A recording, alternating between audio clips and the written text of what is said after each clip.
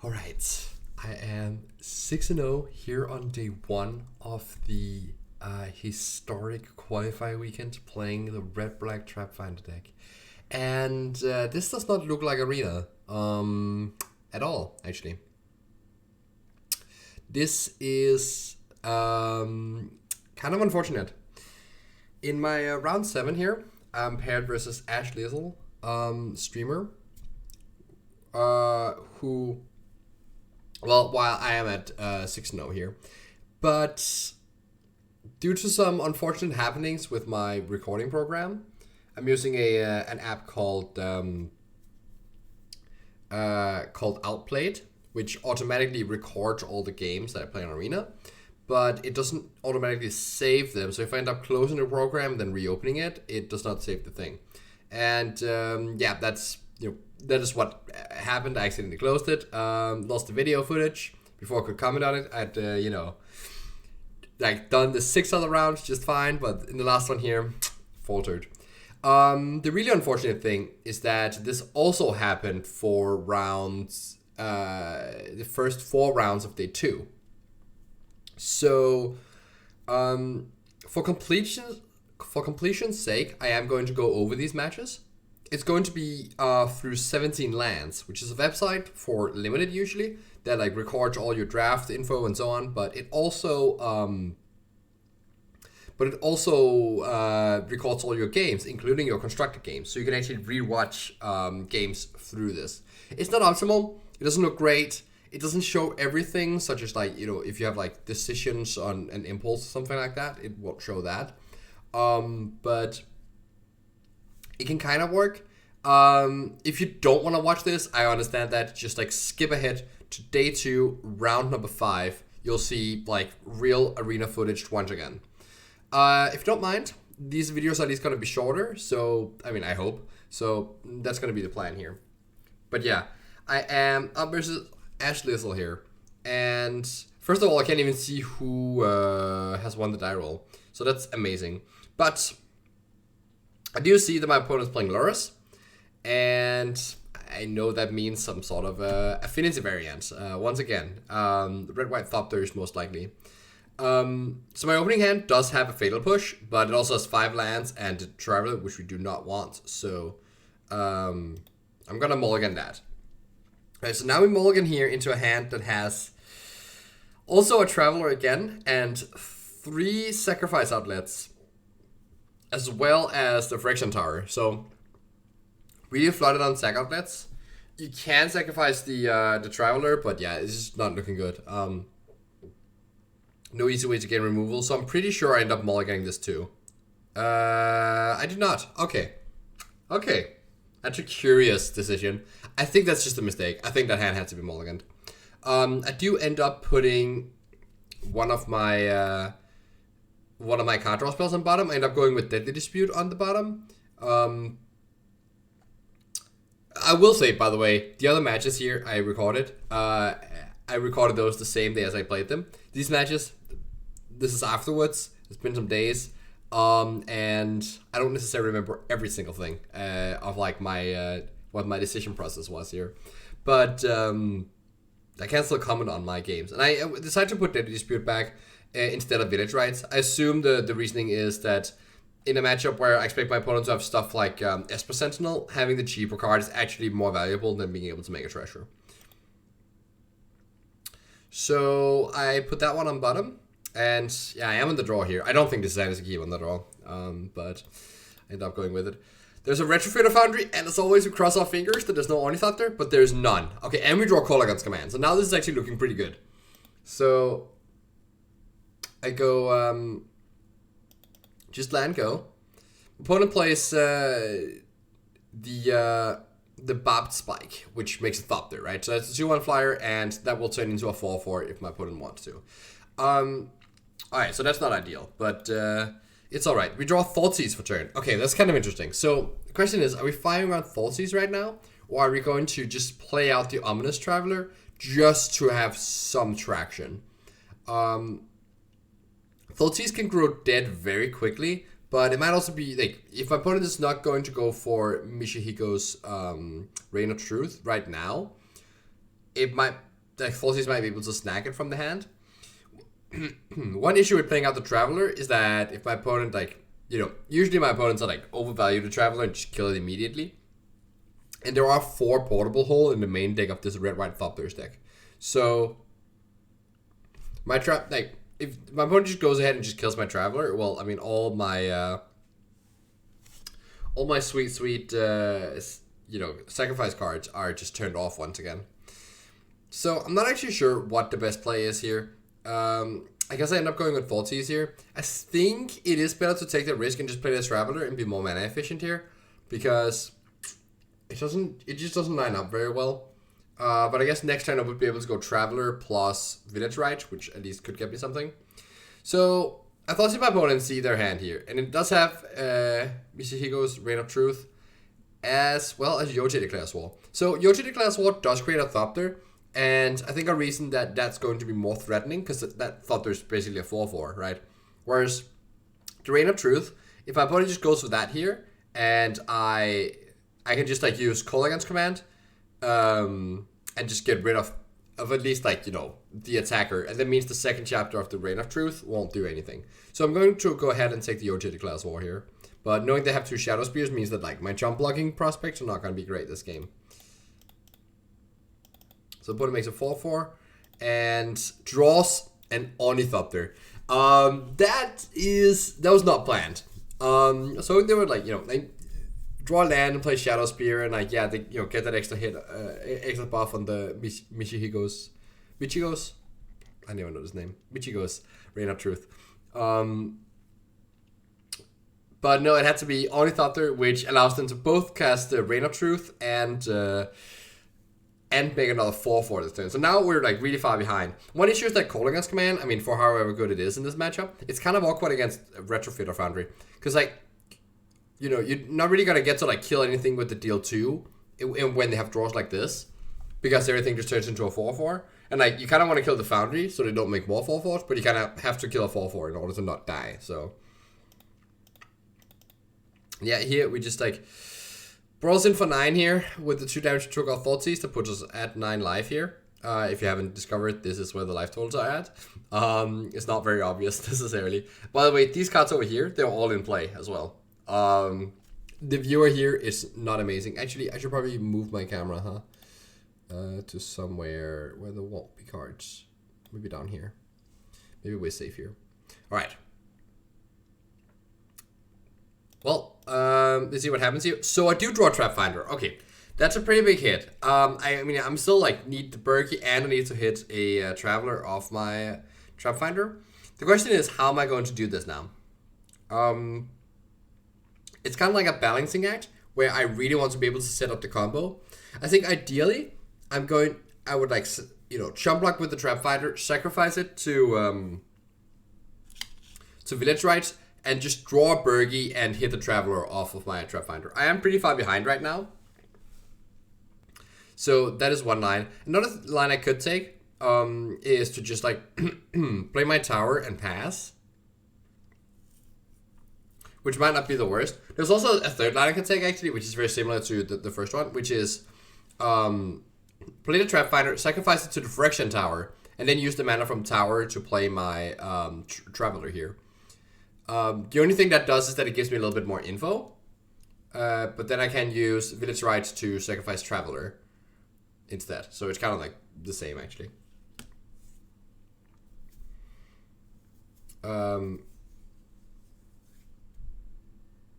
Yeah, I think those are my options here.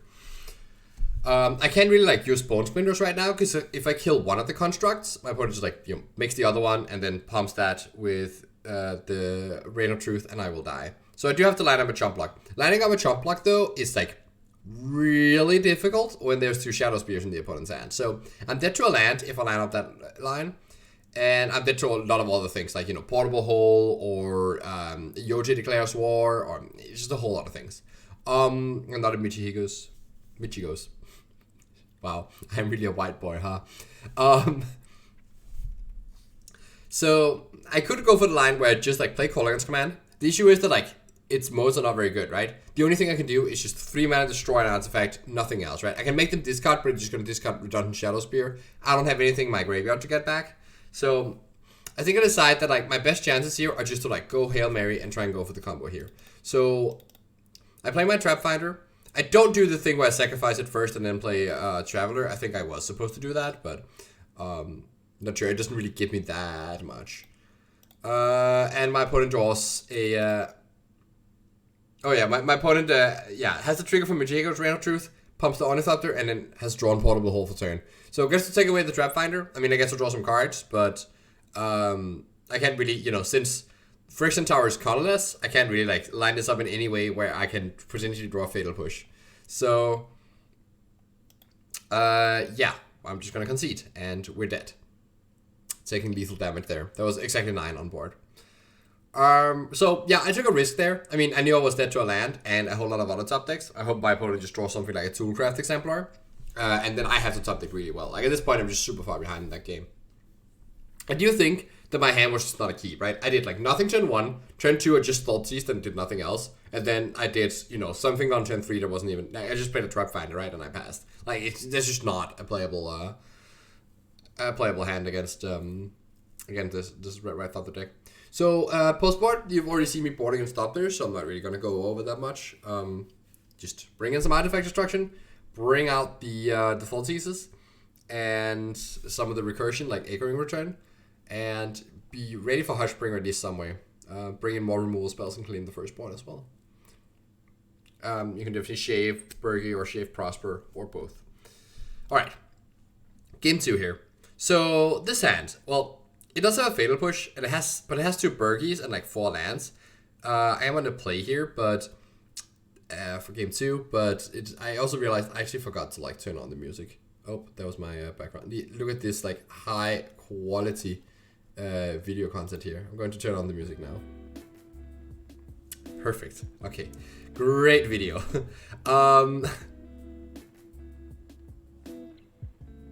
I wonder if it's even playing. I can't hear it. Well, I guess it is.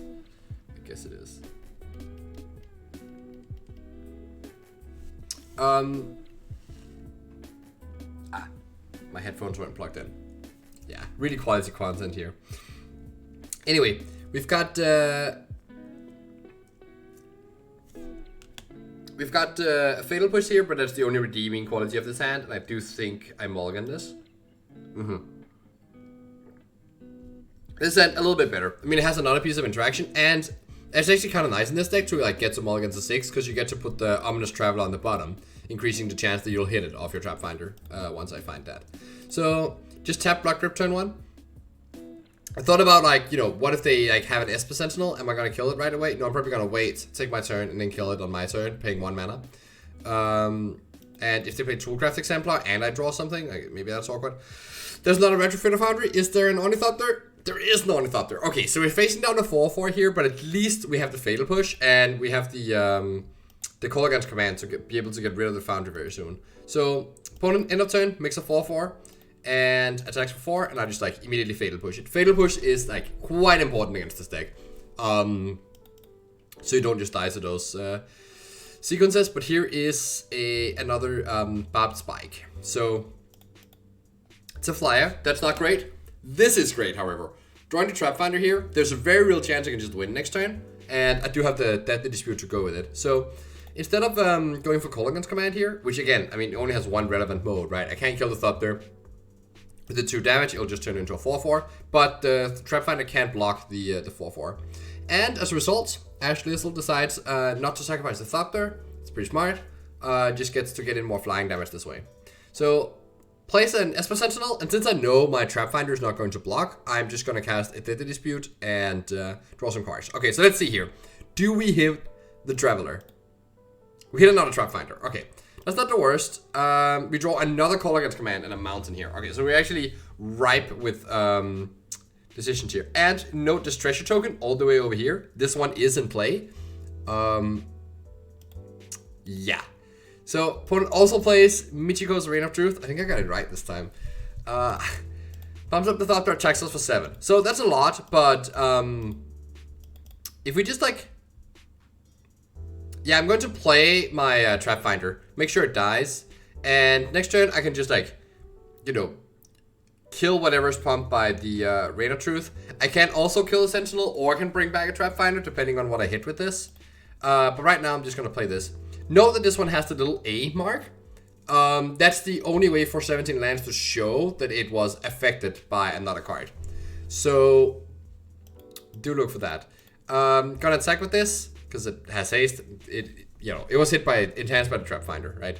Actually, oh, yeah, if you hover over it, you can actually see it, huh? It's pretty funny. Dice end of turn. Do we hit a Traveler? We do hit a Traveler. Okay, so right now, I am good to go here. I'm set up for the combo next turn with Berkey. I have the 2 mana left over. When I play my Berkey, that is like, guaranteeing the win, basically. The only thing I need to worry about here is Hushbringer. And actually, I think I make another mistake here. So, opponent is going to use Rain of Truth. I can't even see what they're targeting, but I'm just gonna what I'm doing here is that I'm just like blowing up both the artifacts. I actually don't need to do that. I think the best play there is just to take the damage and hold the Call Against command to deal with the Hushbringer. Because that way, like, we'll be able to win next turn. But on the other hand, actually, we have a second Call Against command, right? So if they do play a Hushbringer, we can just let that happen, right? We are facing a safe turn here. I mean, they are going to make a 4/4, but we're probably going to be fine, right? If it takes 0 damage this turn. So, yeah, maybe that's fine. Anyway, they actually end up just playing out the 2 cards. Yoshi Declares War and Barbed Spike. And that's perfect. That's just, like, go time for us. So, I play my Berkey. I play my thing. And, well, you'll see what happens here. Apparently, 17 lands is not able to, like, recognize which cards I take off my Traveler. So they will all just show up as this. You can't see the stat lines, actually. That'll probably cue you in to which cards these are. So yeah, that is kind of unfortunate. You can see, like, they're not a thing they're gonna counter, so there's probably the champion of the parish. We can kind of, like, work through it, but it doesn't matter. I don't need to show you the combo here. I'm just going off here. Ashlizzlle concedes before she even sees the full combo kill. Knows that the game is over by now, and we move on to game number 3. All right. So again, this is like the 6-0 match here. If I win this one, I'm into day 2. If I lose, I still have 1 more shot. So, no, it's like, feeling a little bit back against the wall, like having to win on the draw now. Though I do really like my matchup against this deck. I've beaten it before. And post-board, I just have so much interaction. So, I'm feeling pretty good. And then opening up to this hand, I feel even better here. Trapfinder, the dispute. And we even have, like, Claim the Firstborn and Fatal Push as interaction here. So, that is just beautiful. Another Retrofitter Foundry on turn 1. Is there an Ornithopter? There is not. Okay, dodge that bullet. So, right now, there is the question. Am I playing out Trapfinder or not? The reason this is a decision is because of Portable Hole in the opposing deck.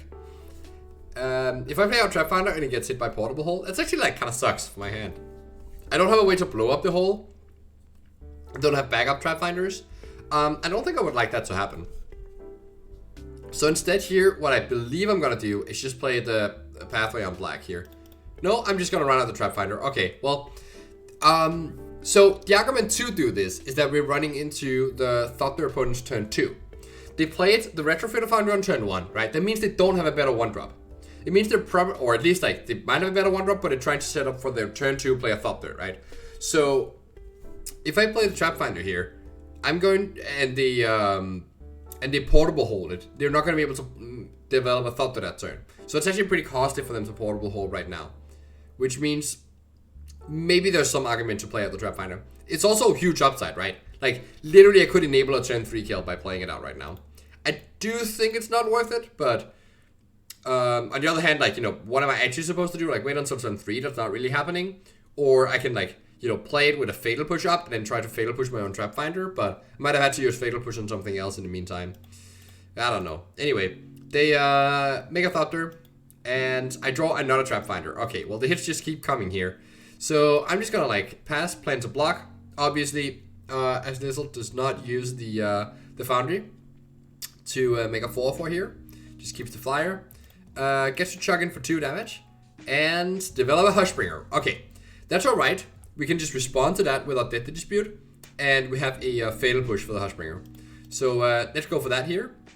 Trigger it, and we hit another Trapfinder. Okay, that's fine. That's fine. We draw some cards here. Oh, there's just 2 lands, and we get a treasure token. Alright, so not ideal, but we do have the fatal push to deal with the Hushbringer here. Drawing a Burgie. Alright, Burgie is kind of interesting here. I could play it out right now. There's not that many answers to it. And there is a chance that it means I can just like combo next turn, potentially. Depending on like how I hit, like what I draw and what I hit off the Trapfinders. It's not that likely though, because I actually need to draw some sack outlet, right, to be able to kill here.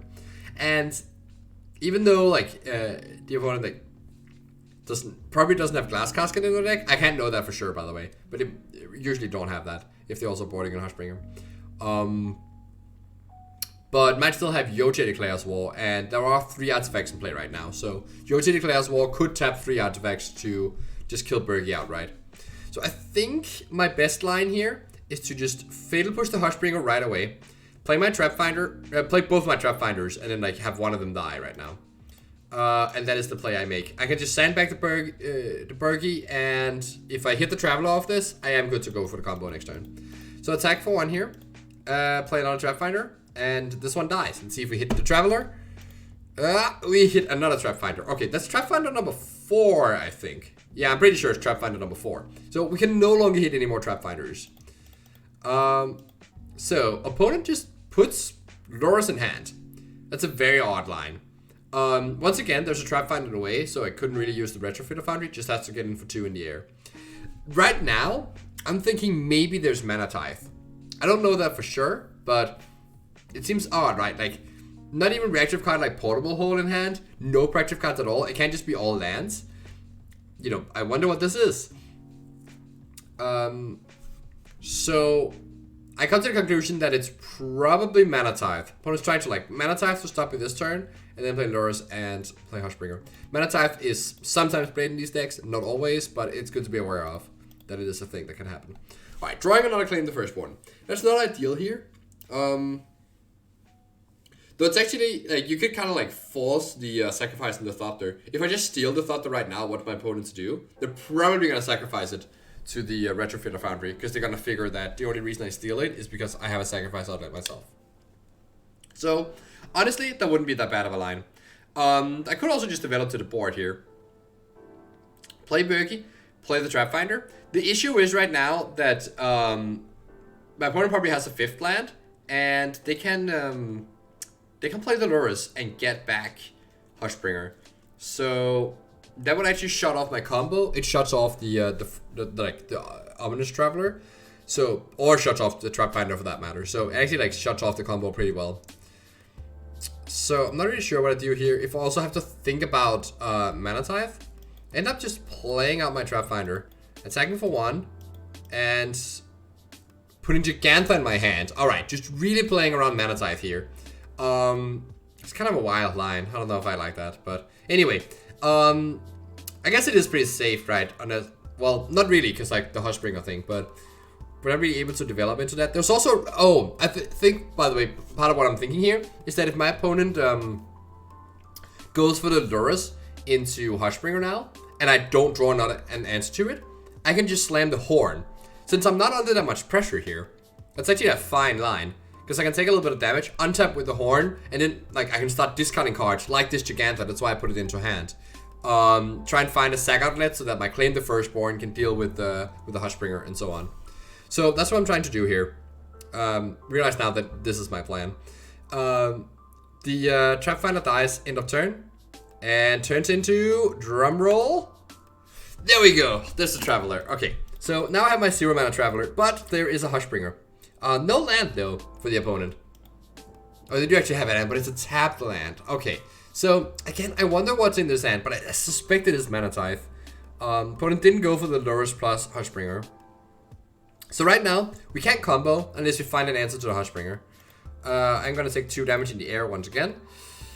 That is not an answer to Hushbringer. So question is now, am I just going to like play the Horn here? It's really bad if it gets Mana Tithe. And we're gonna steal the Thopter. That's an okay line again, like that just usually kills the Thopter. I can play Gigantha. That might bait out the Mana Tithe. So, oh, actually, I just realized now. I have a treasure. I have a treasure. Yeah, thank you, 17 Lands, for covering that up. Okay, so the not playing Bergie was very much with the thought of I was gonna play Horn. So right now, I think I'm actually just gonna play the Horn. Only you would like to play it before you make your land drop, so you can like try and discard cards to like find a land. Also, I mean, yeah. But in this case, I'm playing around Mana Tithe, so I'm just gonna do it like this. Yes, we developed the Horn here. Look, like we're just not under very much pressure. So I feel very safe to do this. I have the treasure to be able to play for Mana Tithe. We feel pretty good here. At this point, I don't even know if my opponent has Mana Tithe. Alright, now the opponent decides to go for the 4/4. That makes sense because the Trapfinder, if it jumps, it's not going to like put anything in my hand. I don't really need it to put something in my hand, though I'm actually like, right now I'm missing a Bergie for the combo. And I would like the Trapfinder to try and find that for me. So I'm probably just gonna have to take the damage here. Lurrus comes down and plays another Hushbringer from the graveyard. And now I'm getting attacked here. I believe I end up just taking the damage here. Yeah, going to 9. So we're trying to like find some answers here. Stealing the Lurrus with Claim the Firstborn is also really nice. We get to cast a Trapfinder from the graveyard. Attack for 3 to gain 3 life. And hopefully we like have a sack outlet. So what do I draw here? Oh, hold on. We don't get to see my draw step for turn? Oh, it's Byforce. Okay. So I draw Byforce for turn. That's kind of a funny one, right? Because there's like not that many artifacts right now. I'm like, my first reaction is that, okay, I'm just gonna cast this. I'm gonna like blow up like these 3 artifacts. It's gonna be grand. But then I realized, no, actually, no. I can do that later. I should just like start discarding, get some info here. So I start by discarding the tap land here. That's definitely our worst card. You hit an untap land and a Bergie. Alright. Wait, hold on. So that's the combo. But we still have these Hushbringers in the way. So I still need to find answers for those. But it's pretty nice, you know, if I play Bergie first, these Claim the Firstborns are free. Like it's gonna be like, you know, feasible to be able to win from here. Anyway, I think I'm gonna continue to discard here. Discard Gigantha. And we hit another Claim the Firstborn. That's not really what I wanted to see. So let's keep going here. Discard probably Blood Crypts. Yeah, since we have a land drop already for turn. There's the Deadly Dispute. Okay, so that deals with one of the Hushbringers. So now I think I'm just going to like develop my Bergie, steal a Hushbringer, sacrifice it to the actually make a mistake here by playing the land because I could draw into Friction Tower, which would be my second sack outlet. And I don't need the I don't need to play out the mana there. But anyway, I claim the Firstborn, steal a Hushbringer, and get a red mana. The red mana is not going to be visible in the pool here, but I get to attack for 1. Sure. Not sure I actually agree with this, but it's probably fine. Like if you get to combo, we win anyway. Yeah, it's fine to attack for 1. And then in case we fizzles, that extra point of life might actually matter a lot. So I think I like the attack actually. There is a chance I could steal Lurrus like at some point later this turn and get more. Anyway, I have run red mana and pool. The mana doesn't empty as steps and phases end from Bergie. So we use that red mana plus a black land to cast our card draw spell here. Sacrifice the Hushbringer, draw 2 cards, make a second treasure.